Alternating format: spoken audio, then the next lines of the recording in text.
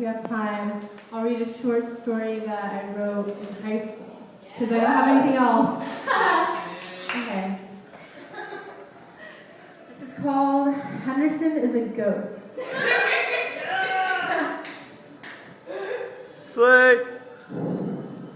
Henderson is a ghost of lipstick smears of pink and red that I never made on crisp white collars feeling like silk, sinking deeply into the sand. Birthmarks masquerading as stickers, appliques on the sticky skin of summer heat, and humid silence, the sweat hanging in the air, the oceans between two people sitting next to each other, and still silence. Henderson is the honesty that needlessly goes unsaid, the Saxon sorrow you forgot about once upon a time when you lost your heartbreak and found your losses.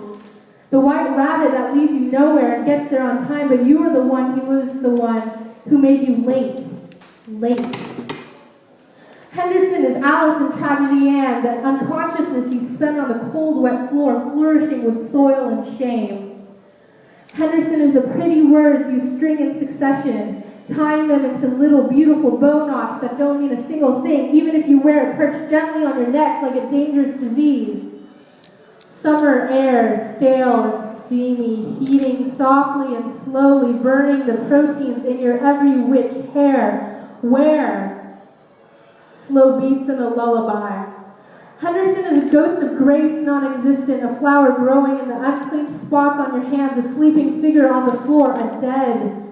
Henderson is a smile sinister, mischievous, dead, blue dress, skirt, jacket.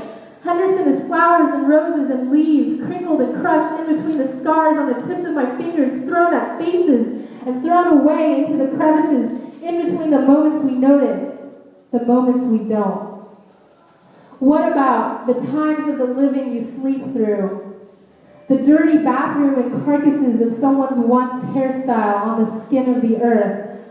Somehow I see something else. Somehow I see something.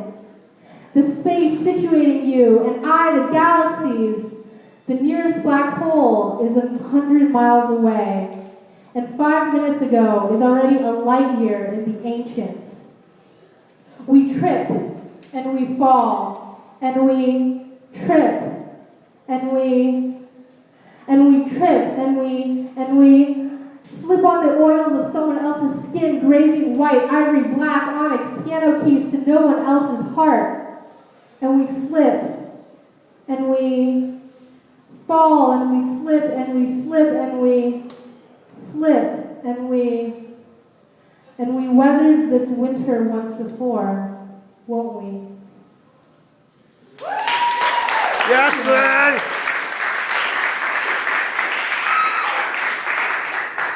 You want to hear another one? Yeah! Oh, yeah! Yeah, we do! This is really old, so bear with me. Sexy, yeah. It's called Just Kidding. She calls him, faint touch of her voice.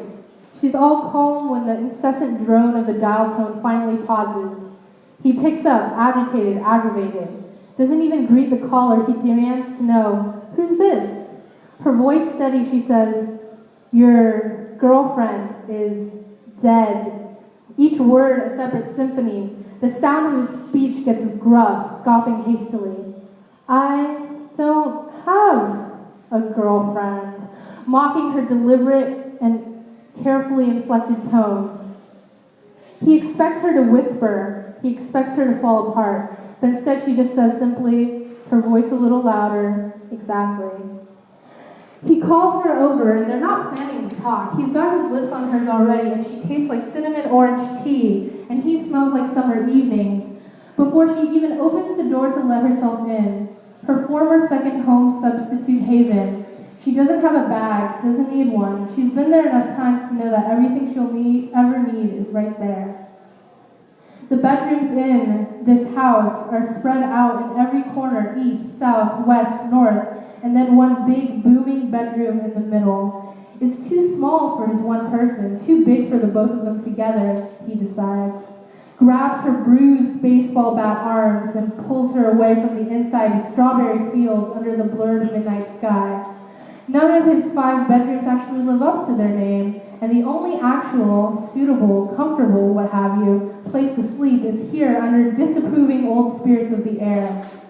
She's coughing now, finds herself choking on the words he won't say, swallowing silent deceptions as he turns from her, revealing every imperfect curvature of his scarred and burned back.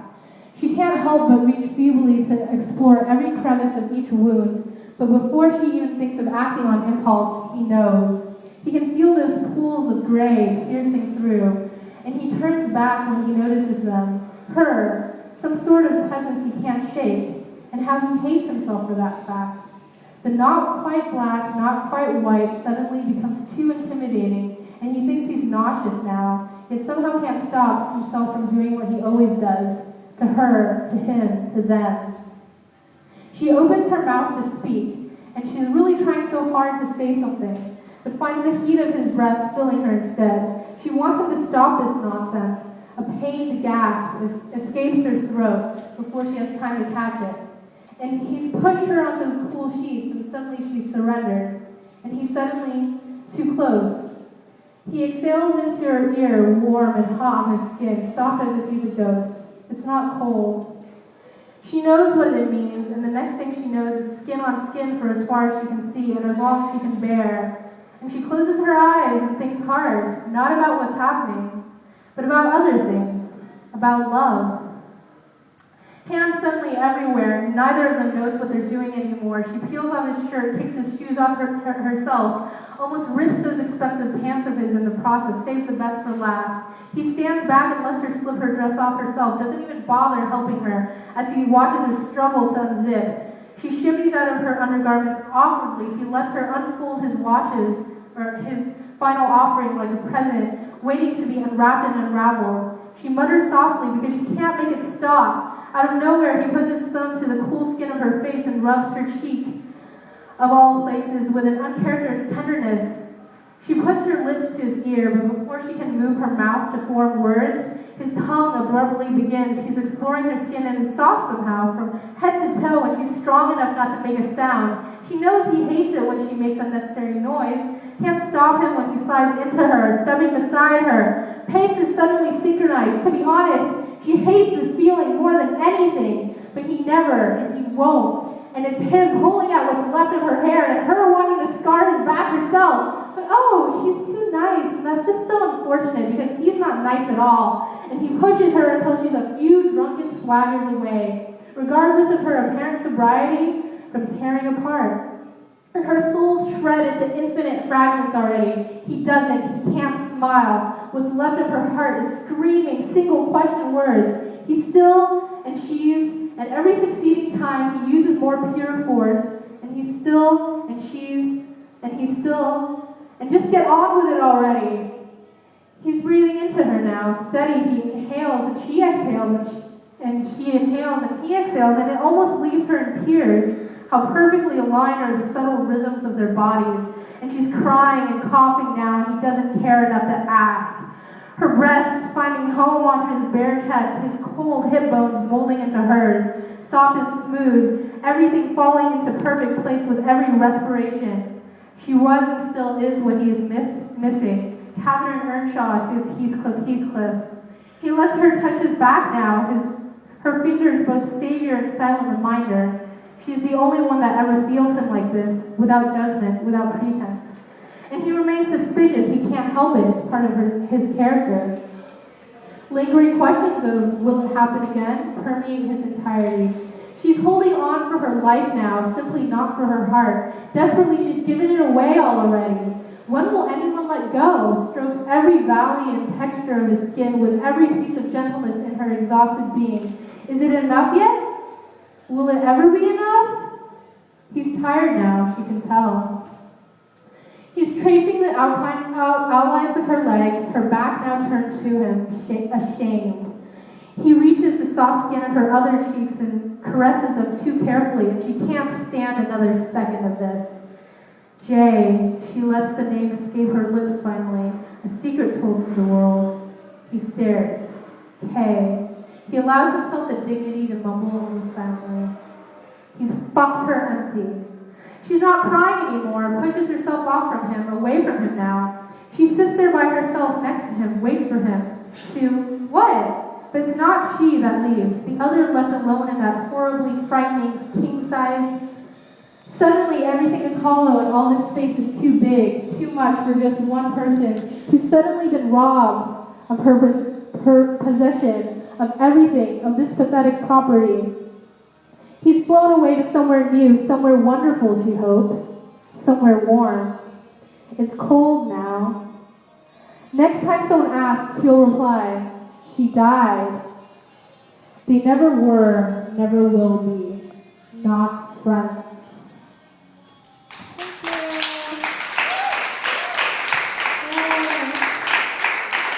So deep.